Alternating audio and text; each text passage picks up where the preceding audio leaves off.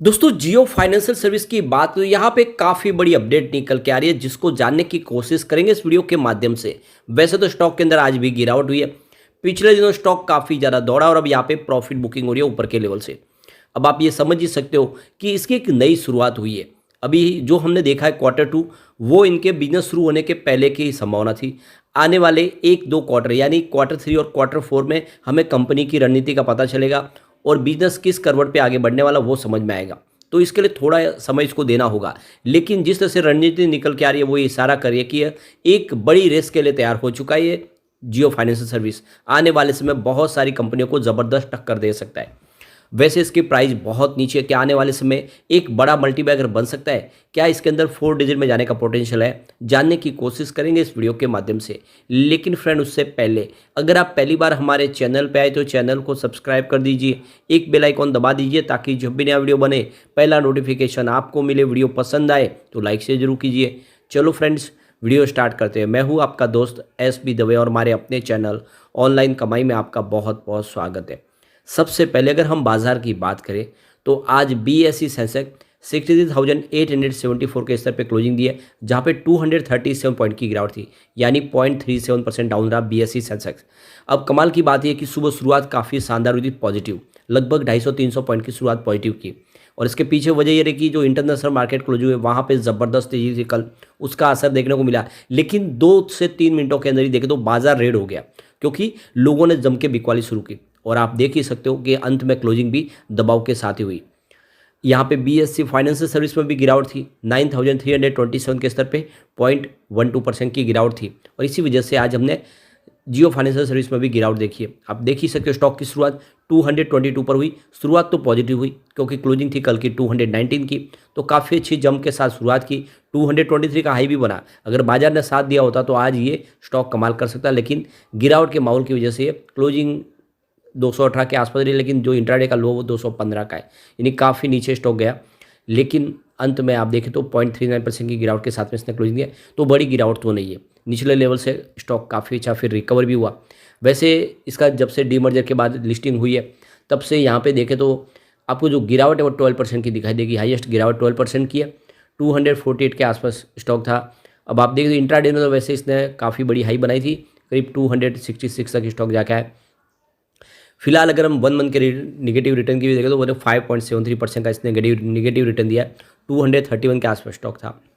लेकिन अगर हम बात करें 5 डेज की तो 3.88% की शानदार तेजी बनी है, यानी निचले लेवल से काफ़ी अच्छी रिकवरी देखने को मिली है, क्योंकि इंट्राडे में 204 तक चला गया था स्टॉक। तो ये आप देख ही सकते हो कि नीचे जाने के बाद स्टॉक ने अच्छा खासा बाउंस बैक भी दिया है। वैसे इसका ऑल टाइम लो अगर देखें तो फिलहाल 202 का बना है और हाई ऑल टाइम 266 का है। और अब देख ही सकते हो कि स्टॉक बिल्कुल आपको नीचे की तरफ ही दिखाई देगा। इसमें काफ़ी ज़्यादा करेक्शन आ चुका है क्योंकि बाजार में भी गिरावट हुई थी, इस वजह से यहाँ पे कुछ दबाव देखने को मिल रहा है। उसकी परफॉर्मेंस से आप अच्छे से समझ सकते हो कि इसमें तेजी बनी, उसके बाद में प्रॉफिट बुकिंग आई है। वैसे 23 अक्टूबर को स्टॉक 206 के आसपास आया था, 3.5% की गिरावट हुई थी और इसी दिन इंट्राडे में स्टॉक 204 तक गया था और वजह थी बाजार में भारी गिरावट।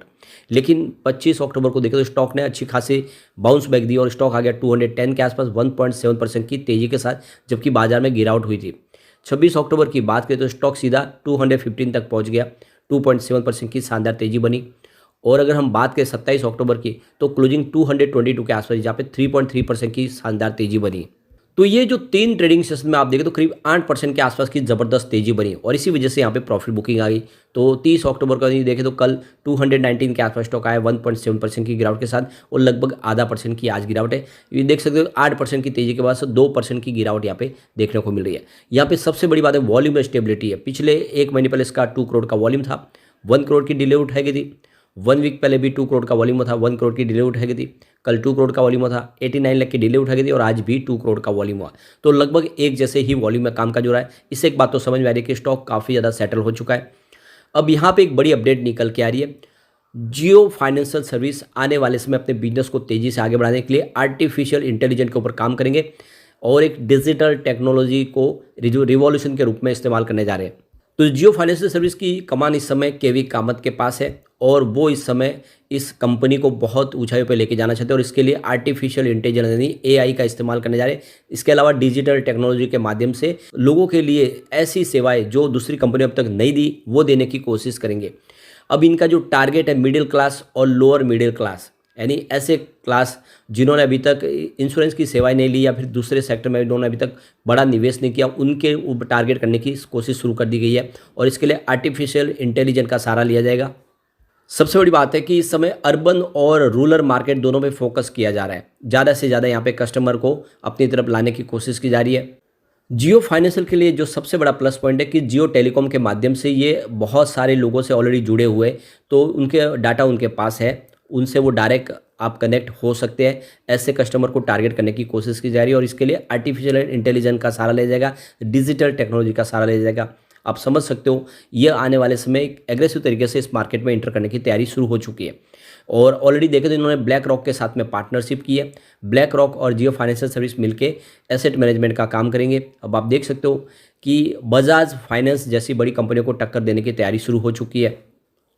जियो फाइनेंशियल सर्विस इस समय कस्टमर को डायरेक्ट टारगेट करने की कोशिश करे, यानी उनके हिसाब से ऐसे प्रोडक्ट उनको ऑफर करना जो उनको सूटेबल हो और वो उसके रिस्क के हिसाब से उनको बिल्कुल सही हो। तो ऐसे ऐसे प्रोडक्ट उनके लिए लाए जाएंगे जिस तरह से कस्टमर जो उसके हिसाब से उसके सामने प्रोडक्ट लाए जाएंगे जिससे वो कस्टमर उसको मना ना कर पाए। कंपनी ऑलरेडी देखे तो लोन के ऊपर ज़्यादा फोकस करे जिसमें personal loan, consumer durable loans और दूसरे कॉरपोरेट लोन के ऊपर भी ध्यान दे रहे हर तरह के। इसके अलावा देख दो home loans, auto loans, loan segment बहुत बड़ा है और आप देख सकते हो कि काफ़ी लोग हैं जो इस समय लोन लेना पसंद करें। उनको एक अट्रैक्टिव इंटरेस्ट रेट के ऊपर अगर लोन प्रोवाइड किया जाएगा तो कस्टमर उनकी तरफ अट्रैक्ट हो सकते हैं और आने वाले समय उनका बिजनेस बढ़ता हुआ दिखाई दे सकता है। सबसे बड़ी बात है कि जियो फाइनेंशियल सर्विस बहुत ही कम समय में लोन मिल पाए लोगों को और हर तरह के प्रोडक्ट उनको मिल पाए, इसीलिए लेटेस्ट आर्टिफिशियल इंटेलिजेंस का इस्तेमाल करेंगे। तो ये आप समझ ही सकते हो आने वाले समय में एक बड़ी तैयारी से आगे लड़ने को तैयार हो चुका है। आने वाले समय में जियो फाइनेंशियल सर्विस बड़ी बड़ी कंपनियों को टक्कर दे सकते हैं। यहाँ पे अगर ब्लैक रॉक की और बात करें तो दोनों की 50-50% की पार्टनरशिप हुई है। आने वाले समय में करीब $150 मिलियन का बड़ा निवेश करेंगे कंपनी और इस निवेश के माध्यम से अपने कारोबार को और तेज़ी से बढ़ाएंगे और इसीलिए दोनों ने जॉइंट वेंचर्स किया है। अब आप देखो ब्लैक रॉक बहुत बड़ा एक इन्वेस्टर है और उनके साथ में आने से उनके पास जो अनुभव है उसका भी फायदा मिलेगा और आने वाले समय डेफिनेटली जियो फाइनेंशियल सर्विस बजाज को टक्कर दे सकते हैं। अब देख सकते हो कि ऑलरेडी एसेट मैनेजमेंट कंपनी मैंने म्यूचुअल फंड्स के बिजनेस में 40 और प्लेयर है, उनको टक्कर देके आगे निकलना इनके लिए बड़ी बात नहीं है क्योंकि इन्होंने एक बहुत ही मजबूत टीम तैयार कर ली है।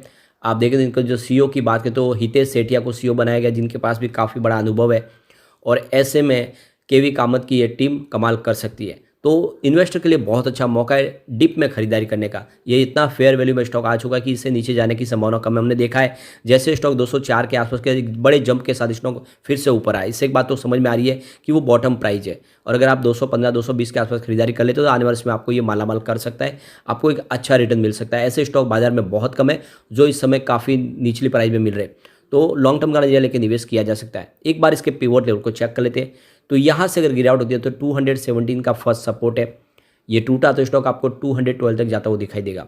अब बड़ी गिरावट हो जाती है बाजार में तो 208 तक जाने की संभावना है। पॉजिटिव माहौल बना तो 226 का फर्स्ट रेजिस्टेंस है, इसको पार करते स्टॉक आपको 230 तक जाता हुआ दिखाई देगा और एक बार 230 को पार किया तो फिर सीधा 236 तक जा सकता है। तो ऐसे में लॉन्ग टर्म इन्वेस्टर के लिए काफ़ी अच्छा मौका, खरीदारी करें। लेकिन एक बात का ध्यान रखें, बाजार में इस समय सेंटीमेंट बिगड़े हुए, एफआई लगातार बिकवाली करे, हो सकता है कि बाजार में गिरावट हो। अगर गिरावट होगी तो हर स्टॉक नीचे आएगा, इसलिए आप एक साथ में खरीदारी करें, थोड़ी थोड़ी खरीदारी करें, टुकड़ों में खरीदारी करें और जैसे अगर गिरावट भी होती है तो आप निचले लेवल से और खरीदारी करके अपने एवरेज को भी नीचे ला सकते हैं। लेकिन मौका अच्छा है, खरीदारी शुरू कर दे। लेकिन फ्रेंड, कोई भी इन्वेस्टमेंट करने से पहले अपने फाइनेंशियल एडवाइजर बड़े ले लें या अपना खुद का रिसर्च करें, क्योंकि मैंने वीडियो आपके एजुकेशनल पर्पज़ के लिए ही बनाया। वीडियो पसंद आए तो लाइक से जो कीजिए और चैनल को सब्सक्राइब कर दीजिए। Thank you friend.